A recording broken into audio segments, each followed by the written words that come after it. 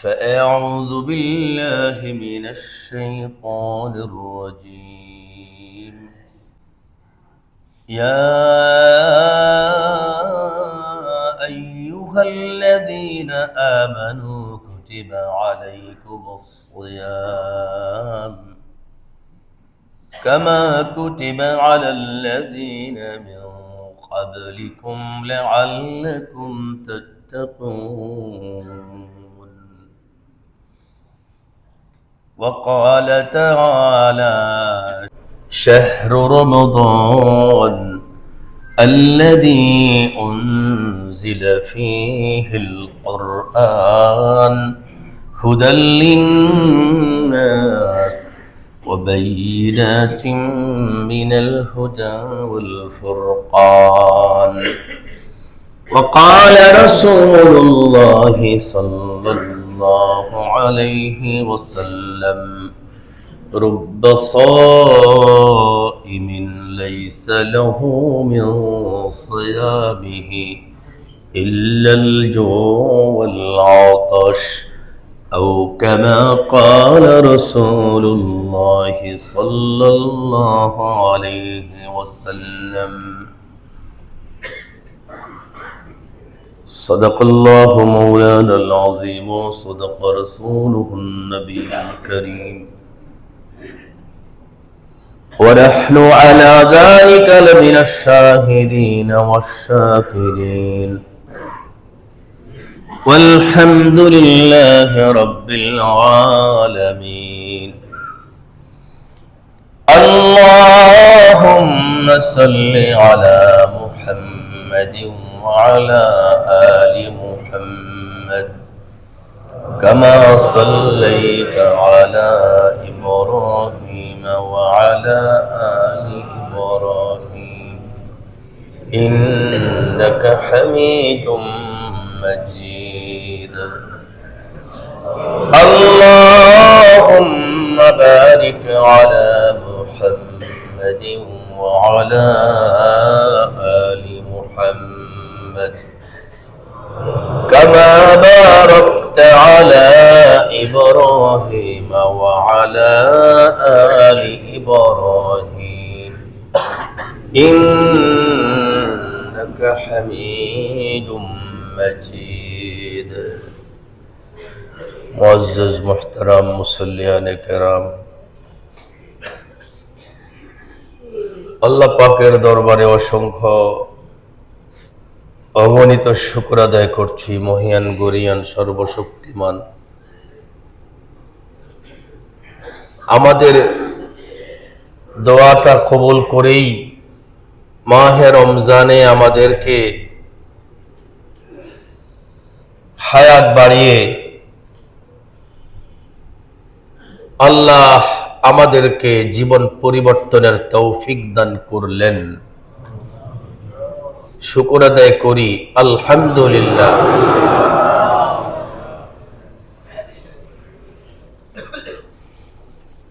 দুটো জিনিস, একটা হলো রোজা আর একটা হলো রমজান। দুটা কিন্তু এক নয়, দুটা এক। একটা হলো মাসের নাম আর একটা হলো ইবাদতের নাম। মাসের নাম কি? রমাদান। আর আরেকটা হলো রোজা। দেখেন কোরআনের আয়াতেও দুটা জিনিসের সাথে দুটো জিনিস লাগানো। যেখানে রোজা লেখা তার অনেক পরে গিয়া রমজান লেখা, আবার যেখানে রমজান লেখা সেখানেকার উদ্দেশ্য সাথে করে লিখে দেওয়া। তাহলে যেখানে রোজা লেখা, আগে আল্লাহ তাআলা রোজার কথা বললেন, রোজা লিখে বলেছেন রোজা ফরজ করা হলো যেন তোমরা গুনাহ ছাড়তে পারো। তাহলে এই আয়াত দ্বারা বোঝা যায় 11 মাসে গুনাহ ছাড়া যত সহজ, রমজানে গুনাহ ছাড়া তার চাইতে অনেক বেশি সহজ।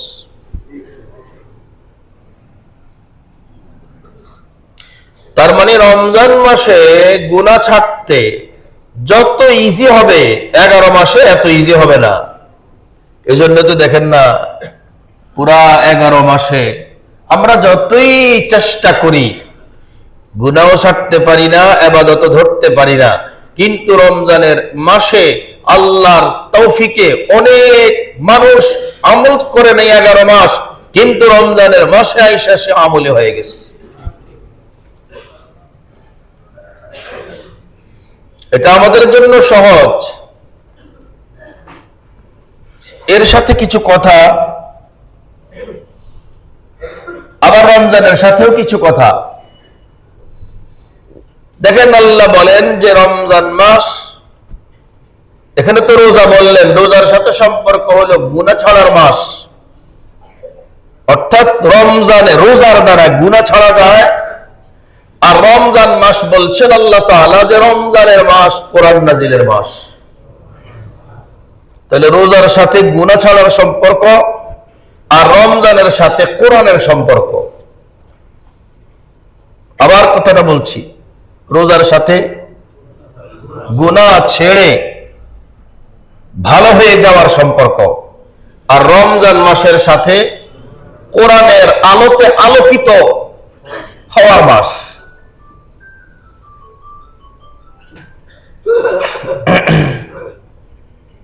দেখুন, আমরা এই দুটো জিনিসই আজকে আলোচনা করব আল্লাহ তৌফিক দিলে।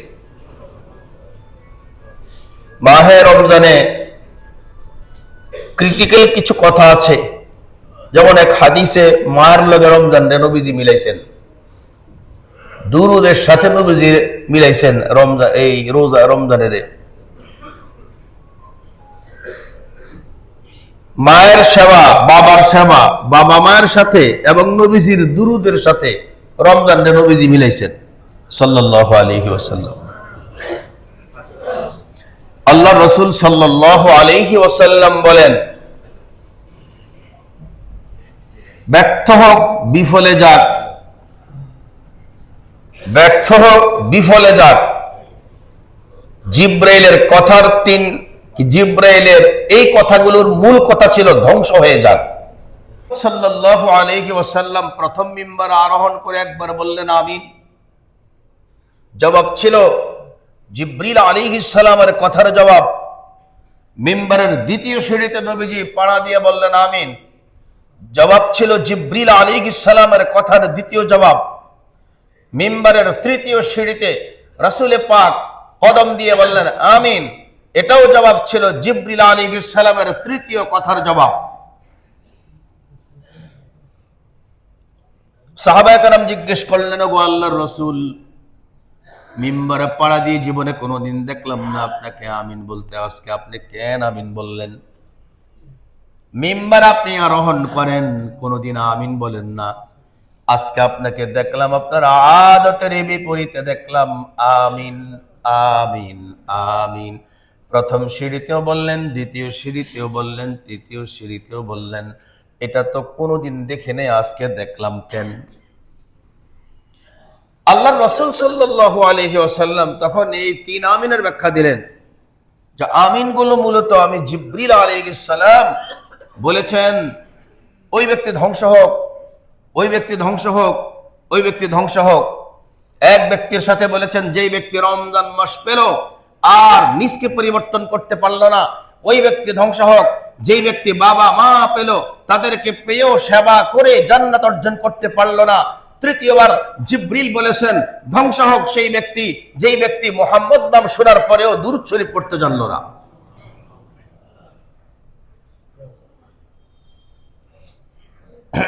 প্রথম সিঁড়ি, দ্বিতীয় সিঁড়ি, তৃতীয় সিঁড়ি। তাহলে আমাদের রমজান মাস পেলে কাজ কি? নিজকে পরিবর্তন করা। আর বাবা মা পেলে কাজ কি? সেবা করে জান্নাত অর্জন করা। আর নবীজির নাম শুনলে কাজ কি? দুরূদ পড়া। আচ্ছা, রমজান মাস পেলে নিজের পরিবর্তন করা, সেটা করব কিভাবে? আল্লাহর হাবিব রাসূল করিম সাল্লাল্লাহু আলাইহি ওয়াসাল্লাম আরেকটা হাদিসে বলছেন, রমজান 3 ভাগ। প্রথম 10 দিন রহমতের, দ্বিতীয় 10 দিন মাগফিরাতের, তৃতীয় 10 দিন নাজাতের। এই হাদিসের আলোকে আমরা প্রথম 10 দিন মনে করতেছি শুধু রহমত বৃষ্টি পড়তে আছে, আর আমার সব পটলা পাটলি ভরতে আছে। ঠিক যখন দ্বিতীয় 10 দিন শুরু হয়, আমি রোজা রাখলাম আর রাতে তারাবি পড়লাম, আর ভাবতেছি মাগফিরাত বৃষ্টি পড়তেছে আর আমার সবকিছু ভরতেছে, বাস অটো। ঠিক তৃতীয় 10 দিনও তাই আমি চিন্তা করি, তাই তো? আচ্ছা, আমি আপনাদেরকে জিজ্ঞেস করি, আমাদের গায়ে কি এখন সূর্যের আলো লাগে? কেন লাগে না? উপরে একটা ছাদ আছে, এই কারণে লাগে না। কার গায়ে লাগে? যে সূর্যের আলো পাওয়ার জন্য ছাদের বাহিরে যায়, অর্থাৎ সূর্যের আলোর নিচে গেলে আলো লাগবে। কথা ঠিক তো? অনুরূপ ভাবে আপনি আল্লাহর রহমত, আল্লাহর মাগফিরাত, আল্লাহর নাজাত যদি পেতে চান, আপনি এই কথা ভাববেন না যে অটোমেটিক ঘটতেছে, বরঞ্চ আপনাকে রহমতের তলে যেতে হবে, মাগফিরাতের তলে যেতে হবে, নাজাতের তলে যেতে হবে। ঠিক কি বুঝে কইছেন? আমি ঠিক শোনার পরে কিন্তু সামনে যাই, পরে দেখা গেছে আপনারা বুঝেন না। ঠিক শোনার পরে কিন্তু সামনে যাই, একজন দুজনে বললে মনে করি সবার পক্ষ থেকে কেফায়া আদায় হয়ে গেছে, তখন সামনে যাই, কিন্তু পরে খবর পাই আপনারা বুঝেন নাই। বলেন তো দেখি, রহমত পায় কে? বলেন, যে রহমতের নিচে যায়। মাগফিরাত বলতে পারলেন না, মাগফিরাত পায় কে? মাগফিরাতের নিচে যায়। নাজাত পায় কে? যে নাজাতের নিচে যায়। নাজাতের নিচ কোথায়? মাগফিরাতের নিচ কোথায়? আর রহমতের নিচ কোথায়? এখন আমি নিচে যাব, কোথায় যাব? এজন্য দেখবেন আল্লাহর রাসূল সাল্লাল্লাহু আলাইহি ওয়াসাল্লাম আরেক হাদিসে বলেছেন, রুব্বা সাইমিন লাইসা লাহু মিন সিয়ামিহি। অনেক লোক আছে রোজা রাখছে, লাইসা লাহু মিন সিয়ামিহি, রোজা রাখছে ঠিক, রোজাদার ঠিক, রোজা তার ভাগ্যে নেই। শুধুই মাত্র ইল্লাল জুউ ওয়াল আতাশু, ও শুধু না খাওয়ার মতো একটা কাজ করে যাচ্ছে। প্রত্যেক দিন ফজরের আগে খাবার বন্ধ করছে, সূর্য ডুবলে ইফতার করছে, এমন অনেক মানুষ তোমরা পাবা। তাহলে এখন এরা কারা? এরা হলো যারা রহমতের নিচে যায় নাই, মাগফিরাতের নিচে যায় নাই, নাজাতের নিচে যায় নাই। আচ্ছা, আমিন নাজাত এগুলোর নিচে যাওয়ার জন্য যদি কাহারও আপনার কোনোভাবে কোনো আমলে কোনো গায়ে লাগে, এটা কেমন বলার অনুমতি আছে? বলেন, আছে কিনা? রহমতের নিচে যেতে গেলে, মাগফিরাতের নিচে যেতে গেলে, নাজাতের নিচে যেতে গেলে আপনাকে রিস্ক নেওয়া লাগবে। কথা বুঝতেছেন তো?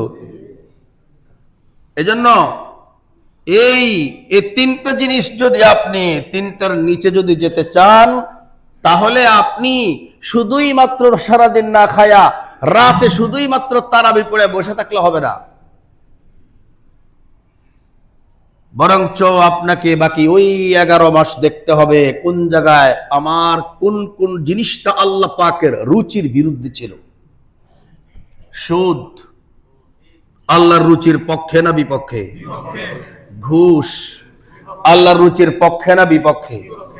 হারাম উপার্জন আল্লাহর রুচির পক্ষে না বিপক্ষে?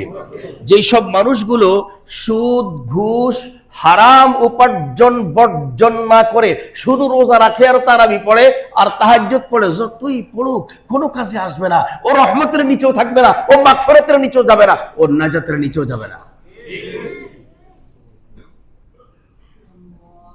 আমি কিন্তু সবগুলো হাদিসের এক শাখা থেকে আরেক শাখা যাচ্ছি, এজন্য খুব মনোযোগ দিয়ে শুনে নিজের দিকে নিজকে প্রশ্ন করবেন। এ তো তিনটা বললাম, সুদ বললাম, ঘুষ বললাম, হারাম উপার্জন বললাম, মদ আছে না? আছে না? আরো মদের নেশার দ্রব্য কি শুধু পানীয় নাকি আরো অন্য আছে? আফিম, মরফিন, গাঁজা, হেরোইন সহকারে অসংখ্য জিনিস আছে যেটা মানুষের আকলকে বিগড়ায়। এখন অনেকে আছে এগুলো খায় না কিন্তু এগুলোর ব্যবসা করে, আছে না নাই? বলেন, এগুলো খায় না, ব্যবসাও করে না, কিন্তু এগুলো সহযোগিতা করে, লাইসেন্স দেয়। বলেন, ওরে কি রহমতের তলে নেওয়া হবে? ওরে কি মাগফিরাতের তলে নেওয়া হবে? ওরে কি নাজাতের তলে নেওয়া হবে?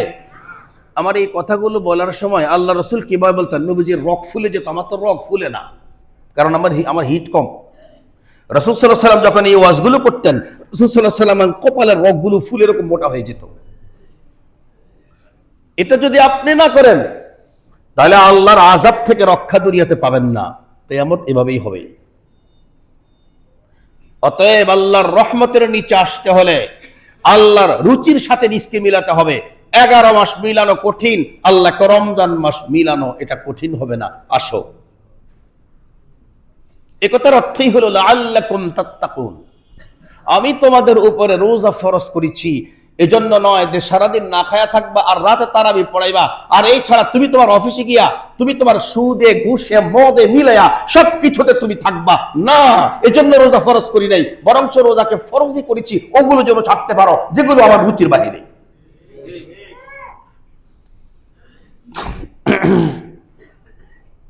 তাহলে আমরা ক্লিয়ার একটা জিনিস বুঝলাম। আমি কিন্তু এই কথা আপনারা মনে করেন না যে আপনাকে সন্দেহ করতেছি, আমি জানিও না কে কি করে। আমি জানি? বলেন, আমি কারোটাই জানি না, আমি থাকি তো না এখানে, আমি অনেকের না, কারণ আমি তো জানি না। কমিটির দুই একজনের ওই যে নাম দেখি বিদা হয়তো দুই একজনের নাম শুনছি, জানি। মুসল্লিয়ানে কেরামের অনেকেই আছে আমার সাথে অনেক সম্পর্ক, ওনার নাম কি তাও জানি না। তা আমি বয়ান করতেছি অজানা, আমি বয়ান করতেছি না জেনে। যদি কাহারও মেডিসিন নেওয়ার প্রয়োজন হয় নিবেন, কিন্তু মেডিসিনকে ছুঁড়ে ফেলতে দিবেন না।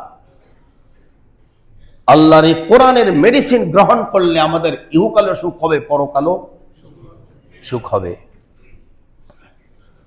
তাহলে এখন আসুন, রোজার উদ্দেশ্য বলেন, রোজার উদ্দেশ্য গুনাহ ছাড়তে পারি।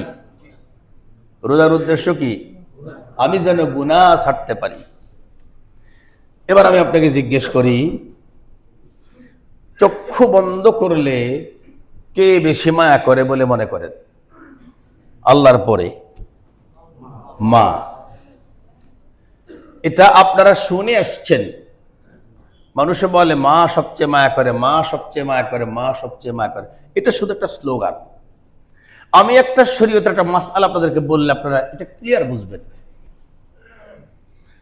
কারো সন্তান মারা গেলে বাবার উপরে ছেলের জানাজা, সন্তানের জানাজা এবং দাফন দুইটার অনুমতি আছে, আর মায়ের জানাজা এবং দাফন কোনোটার অনুমতি নেই। কারণটা কি? এটার একমাত্র কারণ হলো আল্লাহ বাবাকে ওই কলবটা, ওই দিলটা দিয়েই সৃষ্টি করেছেন যে ইনি ওনার এই সন্তানটাকে জানাজা পড়ায়া দাফন কইরে ওইখান থেকে উঠা বাড়ি পর্যন্ত আসতে পারবে।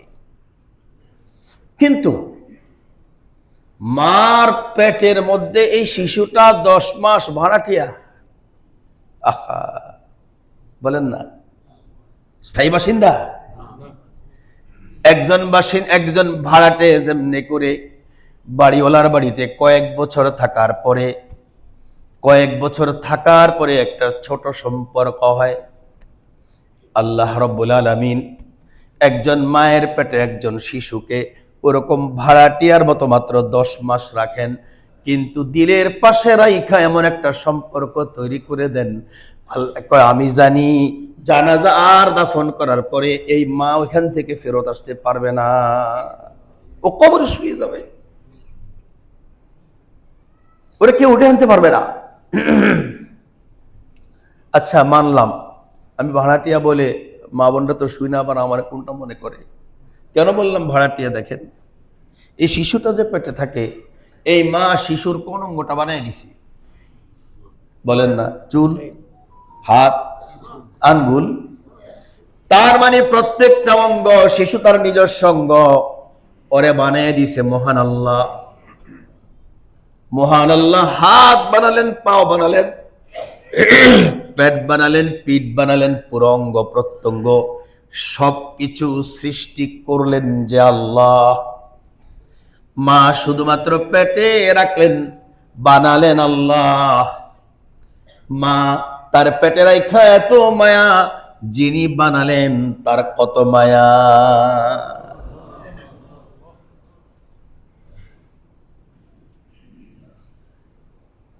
এজন্য আল্লাহ রাব্বুল আলামিন বলেন, পুরা রমজান মাসটাই তোমাদেরকে রাসূলের যে হাদিস, আউয়ালুহা রাহমাতুন ওয়া আওসাতুহা মাগফিরা ওয়া আখিরুহা ইতকুম মিনান নার, এর অর্থ হলো আল্লাহ তাআলার যে দয়া, প্রথম 10 দিন আল্লাহ তাআলার দয়াটা আমার আপনার উপরে বিস্তৃত করে রাখেন।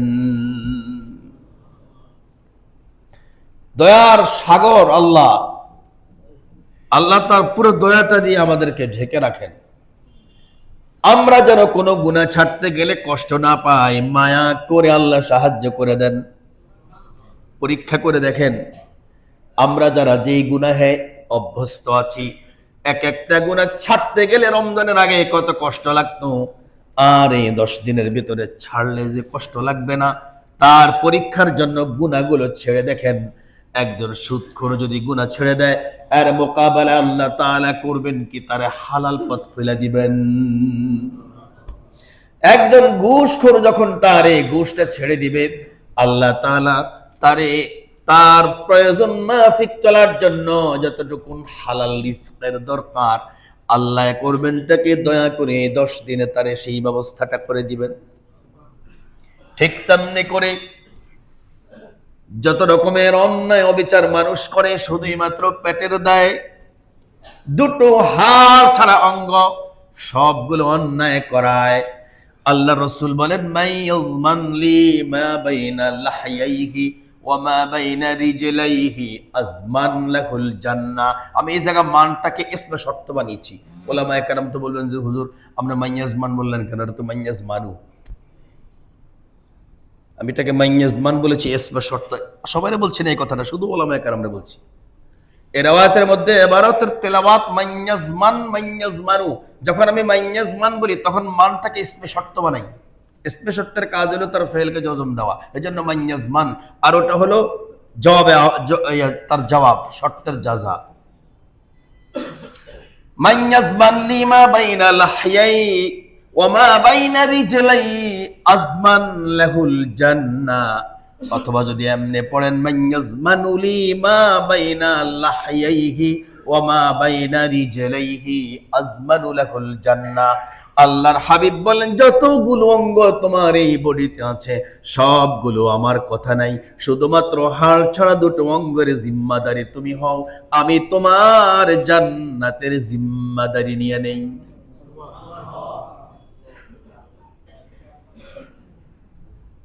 দুটো অঙ্গ, এই দুটো অঙ্গ আল্লাহ তাআলা দেখেন রমজান মাসে কেমনে দিলেন, পরীক্ষা স্বরূপ দেখেন। স্ত্রী হালাল, পরীক্ষার জন্য আল্লাহ তাআলা বলছে রমজান মাসের দিনের বেলা হারাম। ঠিক তো? আবার দেখেন মুরগির গোশত হালাল, গরুর গোশত হালাল, দুধ হালাল, খাবারের যত হালাল জিনিস আছে আল্লাহকে পরীক্ষা করলাম, এ বান্দা রমজান মাসে তোরে আমি সেগুলো তোরে একা রুমে রেখে দিয়ে মজার দুধ দিয়ে দিলাম, যত মজার তোর চাহিদাওয়ালা খাবার আছে সবগুলো সামনে দিয়ে দিলাম। বান্দারে দেখ তাকায়া, এই হালাল রিজিকটারে আমি রমজান মাসে দিনের বেলায় হারাম বানাইয়া পরীক্ষা করাইলাম। ইচ্ছে করলে তুই যদি এটা ছাড়তে পারিস, ওটাও ছাড়তে পারবি যেটা হারাম। হালালটা দিয়ে পরীক্ষা কর, তোর অভ্যস্ত যেটা খায়া। অনেক মানুষ আছে দেখবেন খাসির গোশত খায় না, গরু খুব প্রিয়, প্রিয় গোশতকে রমজান মাসের দিনের বেলায় মজা করে পাকায়া, আলমদিনা হোটেলের পাক, সূর্য বানুর পাক, আরো অনেক মজার হোটেল আছে, এই মজার হোটেলের পাক দিয়ে দিনের বেলা একটা রুমে দিয়ে দেন। ওর কাছে মনে হবে এমন গরুর গোশতের মজাদার গোশত রমজানের দিনের বেলায়, এত মজাদার গোশত ছাড়া রোজাদারের জন্য সহজ কিনা বলেন? একটা সামান্য মুখেও তো দিবে না। এই জন্য আল্লাহ তাআলা তার হাবিবরে দিয়া হাদিসে কুদসি বলেছেন, আস-সাওমু লি ওয়া আনা আজজি বিহি, রোজা আমার জন্য, এটা তো পরীক্ষা। সবচেয়ে মজাদার খাবার তোমার হালাল, আমি আল্লাহ হালাল করেছি, তুমি চয়েস করো, তোমার বড় মজা। সব মানুষ কিন্তু গোশত পছন্দ করে না, আবার সব মানুষ মাছ পছন্দ করে না, তাই না? যে সমস্ত মানুষের এই 4টা দাঁতের পরের দাঁত একটু উঁচা, ওদের হলো গোশত প্রিয়। নিচের 2 দাঁত, এরপরে 2টা দাঁত, তারপরের 2টা দাঁত যাদের একটু উঁচা তুলনামূলক, চাই নিচের হোক আর উপরে হোক, ওরা কিন্তু খুব গোশত প্রিয়। এত গোশত প্রিয় মানুষকে দিনের বেলায় আপনি মজা করে গোশত পাকায় একা রুমে দেন, রোজাদার কোনোদিন একটা টুকরো মুখে দিবে না। আল্লাহ বলেন, বান্দারে আমি তোমারে প্রশিক্ষণ নেওয়ার জন্য রমজান মাস দিলাম। এই রমজানে তুমি হারাম হালাল গুলোরে হারাম বানায়া পরীক্ষা করলাম, যেন রমজানের বাহিরের হারাম জিনিসগুলো তুমি 12 মাস 24 ঘন্টার জন্য বর্জন করতে পারো। লাআল্লাকুম তাত্তাকুন। এজন্য আমাদের কি কি কাজ আমি বলেছিলাম, রহমতের নিচে, মাগফিরাতের নিচে, নাজাতের নিচে দাঁড়ানোর জন্য কি শর্ত, এটা অর্থাৎ হাল ছাড়া 2টা অঙ্গের সাথে যত কিছুর সম্পর্ক লোভনীয় শোভনীয় সেগুলো বর্জন করার নামই হলো রোজা। কথা বলেন। আমি জিহ্বার মাপকাঠিটা সবচেয়ে বেশি বলি, কারণ জিহ্বা 2 পিস, একটা খায় আর একটা কথা বলে। যেটা খায় এও অপরাধ করে, আর যেটা কথা বলে সেও অপরাধ করে। এজন্য এক হাদিস আল্লাহর রাসূল সাল্লাল্লাহু আলাইহি ওয়াসাল্লাম বলছেন, রোজারে ছিদ্র করে জিহ্বায়, রোজারে ছিদ্র করে জিহ্বায়। বলুন তো দেখি, ছিদ্রওয়ালা কোন পাত্রে কি দুধ নিবেন? সরিষার তেল, মধু, তার চাইতে কত দামি রোজা। আল্লাহর হাবিব বলেন, তুমি যদি 2টো কাজ করো রোজা ছিদ্র হয়ে যাবে। কয়টা কাজ? 1 নম্বর কাজ হলো, তুমি যদি গীবত করো তোমার রোজা ছিদ্র হবে। 2 নম্বরে তুমি যদি মিথ্যা বলো তোমার রোজাটা ছিদ্র হয়ে যাবে। ছাড়তে পারবো তো ইনশাআল্লাহ। এজন্য দেখেন, সওমের রোজার একটা অর্থ হলো মুখের মুখ সংযত করা। রোজার একটা অর্থ কি? কথা না বলা, মুখকে নিয়ন্ত্রণ করা, একেবারে কথা নাই বলা, এটা সওমের এক অর্থ। আমি আপনাদেরকে মনে হয় বেশ অনেকদিন আগে সূরা মরিয়ম থেকে তাফসীর করতে গিয়ে বলছিলাম যে মারিয়াম আলাইহিস সালাতু ওয়াস সালামকে লোকেরা যখন জিজ্ঞেস করেছিল এই শিশু কোত্থেকে পাইলা, তখন তিনি যেন বলে যে আমি নাযারাতুল রহমানি সওমা, আমি আল্লাহর জন্য মান্নত করেছি কারোর লগে কথা বলবো না। এখানে সওমান শব্দের অর্থ হলো আল ইমসাকু আন কালামিন নাস, আমি কোনো মানুষের সঙ্গে কথা বলবো না। আর আমাদের রোজার যে অর্থ আল ইমসাকু আনিল আকলি ওয়াশ শুরবি ওয়াল বিআল আই ওয়াল জিমা, পানাহার বর্জন, যৌন সম্ভোগ বর্জন, একেবারে মিন তুলুইল ফজর ইলা গুরুবিশ শামস, ভোর থেকে নিয়ে সূর্য ডোবা পর্যন্ত। আর এর পাশে রোজা ছিদ্র হবে যেই কাজ দ্বারা, গীবত দ্বারা ছিদ্র করলে শেষ। রোজা ছিদ্র হবে মিথ্যার দ্বারা, ছিদ্র করলে রোজা শেষ। এজন্য প্রিয় ভাইরা, আজকের থেকে আমাদেরকে রোজা যেন ছিদ্র না হয় এবং আমরা যেন রহমতের নিচে দাঁড়াতে পারি, মাগফিরাতের নিচে দাঁড়াতে পারি, আর নাজাতের নিচে দাঁড়াতে পারি। এই সব কিছু আমরা যদি নিজকে খেয়াল করা একটু চলি, রমজান মাস আমাদের জন্য তাকওয়া অর্জন করা কঠিন নয়। তাহলে আমরা একটা জিনিস বুঝলাম, সেটা হলো এই রমজান মাসের রোজা শুধুই মাত্র উপবাস আর তারাবির নাম নয়, বরঞ্চ তওবার নাম। যেই গুনাহ ছাড়বে তাকেই তওবা বলা হয়। প্রতি বছর কি প্রত্যেক মানুষ কি তওবার রোজা রাখে? বলেন, কত মানুষ এমন আছে রোজাও রাখে, সুদও খায়, ঘুষও খায়, হারামও খায়, যত আছে তত করে, যত বিপদ শেখাত সব করে, রোজা ছিদ্র করে। তাহলে তাদের এই রোজা কি তওবার রোজা হবে? তাহলে কার জন্য রহমত, কার জন্য মাগফিরাত, কার জন্য নাজাত? যার রোজা হবে তাওবা, যার রমজান মাস হবে কোরআনের আলো, সেই সমস্ত মানুষের রহমত, মাগফিরাত, নাজাত তারাই পাবে। আল্লাহ আমাদেরকে তৌফিক দান করেন। নবীজির ওই হাদিসের শেষাংশ ছিল যারা আমার নাম শুনলো আর দুরূদ পড়লো না, আজকের এই জুমাতে একটু কথা বলে দিলে আপনাদের আরো অনেক ক্রিটিক্যাল আলোচনা হবেন, পুরো রমজানেই এই আলোচনা করবো ইনশাআল্লাহ। নবীজি বলছেন আমার নাম শুনলো আর দুরূদ পড়লো না, মুহাম্মদ, এটা নবীজির নাম, আপনারা কি বললেন? সাল্লাল্লাহু আলাইহি ওয়াসাল্লাম।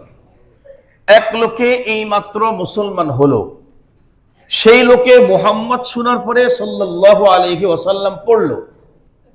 আরেক লোকে এই মাত্র আমার এই বয়ানে ঢুকলো, আমি মুহাম্মদ বলার পরে সেই লোকে সাল্লাল্লাহু আলাইহি ওয়াসাল্লাম বলল। আরেক লোকে নামাজের ভেতরে আল্লাহুম্মা সাল্লি আলা মুহাম্মদ পড়লো। এই তিনটা জায়গার বাহিরে যত দুরূদ আছে সব দুরূদ হলো মুস্তাহাব। আবার কথাটা বলে খেয়াল করেন, এক লোকে এই মাত্র মুসলমান হলো, নবীজির নাম শুইনা সে পড়লো সাল্লাল্লাহু আলাইহি ওয়াসাল্লাম। আরেক লোকে এই মাত্র মসজিদে ঢুকলো, আমি যখন নবীজির নাম নিলাম সে পড়লো সাল্লাল্লাহু আলাইহি ওয়াসাল্লাম। নামাজের ভিতরে আমরা আবদুহু ওয়া রাসূলুহুর পরে আল্লাহুম্মা সাল্লি আলা মুহাম্মদ পড়ি। এই তিনটা দুরূদের বাহিরে যত দুরূদ আছে সব দুরূদ মুস্তাহাব। কথাটা কি বুঝছেন? তাহলে এই তিনটা কি?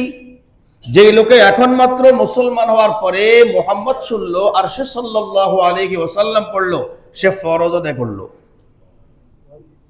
না? না, ফরজ, কারণ তার জীবনের এটা প্রথম দুরূদ। আর যেই লোকটা আজকের এই মজলিসের 2 কাপ প্রথমেই মাত্র ঢুকলো আর আমি মুহাম্মদ বললাম আর তিনি সাল্লাল্লাহু আলাইহি ওয়াসাল্লাম বললেন, তিনি কি আদায় করলেন? ওয়াজিব আদায় করলেন। তার কারণ কি? এটা হলো আজকের এই মজলিসের প্রথম, আর প্রথমটা হলো ওই ব্যক্তির জীবনের প্রথম। তাহলে জীবনে প্রথমবার একবার নবীর উপরে নাম শোনার পরে সাল্লাল্লাহু আলাইহি ওয়াসাল্লাম বলা কি ওয়াজিব না ফরজ? আর দ্বিতীয়বার, তৃতীয়বার, চতুর্থবার যত মজলিস হবে, মজলিস তো বুঝেন, কোন বৈঠকে কোন অনুষ্ঠানে নবীজির নাম প্রথমবার শোনার পরে প্রথমবার দুরূদ শরীফ পড়ার বিধান কি ফরজ না ওয়াজিব? ওয়াজিব। বাকি থাকলো নামাজের ভিতরে আবদুহু ওয়া রাসূলুহু পড়ার পরে আমরা যে আল্লাহুম্মা সাল্লি আলা মুহাম্মদ পড়ি, সেটা কি? সুন্নত। এই তিনটা ছাড়া ফরজ, ওয়াজিব, সুন্নত, এই তিনটা ছাড়া আর যত দুরূদ আছে প্রত্যেকটা দুরূদে নবীজির নাম লওয়া মুস্তাহাব। তবে ওই জায়গাগুলো নবীজির শরীয়তে থাকতে হবে, যেটা শরীয়তে থাকবে না সেখানেও যদি দুরূদ পড়া হয় তাহলে বিদআত। কথা বুঝুন?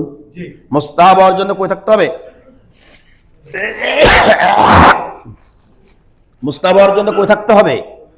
ইসলামে থাকতে হবে, শরীয়তে থাকতে হবে। নবীজির আমল, সাহাবায়ে কেরামের আমল, তাবেঈনের আমল, তবা তাবেঈনের আমল, কোন কারো এই 4 জামানার কোন এক জামানার আমলে থাকতে হবে।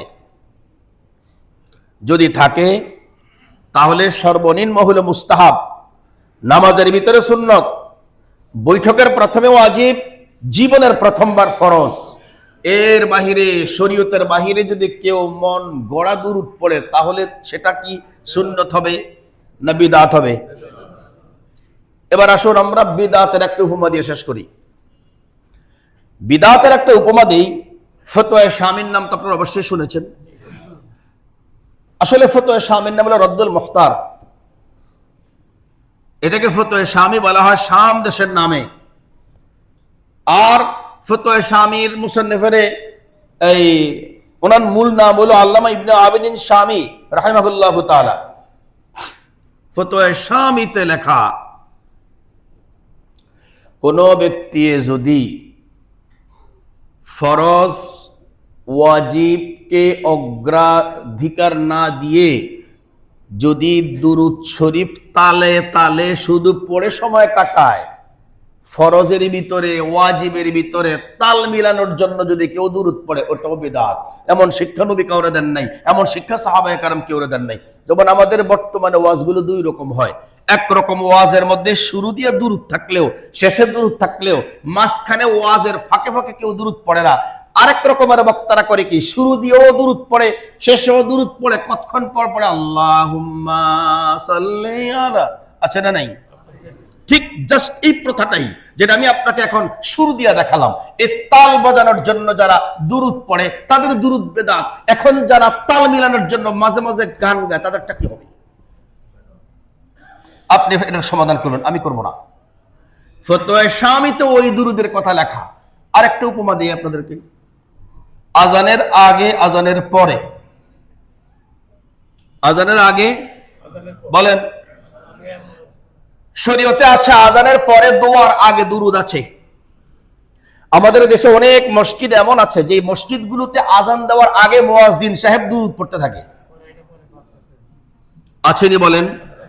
তাহলে আসেন, যে জিনিসটা শরীয়তে নাই, যে জিনিসটা শরীয়তে নাই, আমি মন গড়া বানাইলাম আর আমি এটারে সুন্নত বলে নিজের নাম সুন্নি দিলাম, তাহলে এটা আর সুন্নতের প্রবক্তা কি নবী না আমি?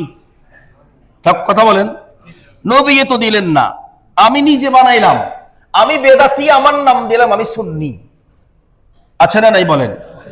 এই জাতীয় বিদআত গুলো সমাজ থেকে বিদায় করতে গেলে সবার প্রচেষ্টা লাগবে। একজন বললে যদি বাকিরা তার লগে তাল মিলায় যে না না খতিব সাহেব এটাকে বলা কেন বলে? শরীয়তের আলোচনা চেহারার দিকে তাকায়া বলা যাবে না। আবু তালেব বলছিলেন নবীজিরে, বাবা আমার দিকে একটু তাকাও, কি চাও তোমারে দেই? নবীজি বলছেন আপনি আমার দিকে তাকান, ডাইন হাতে চাঁদ আর বাম হাতে সূর্য, ডান হাতে সূর্য আর বাম হাতে চাঁদ, দুটো দিয়ে যদি বলেন আমি বন্ধ করতে পারবো না। এ কথা শুনেন না এর জীবনে মনে কোনোদিন? যদি বিষয়টা তাই হয় তাহলে আমরা রমজান মাসকে কেন্দ্র করে নিজকে আমরা ইমসাক করার চেষ্টা করব। কারা কারা হাতটা উঠে দেখা ইনশাআল্লাহ। আল্লাহ আমাদের তৌফিক দান করেন।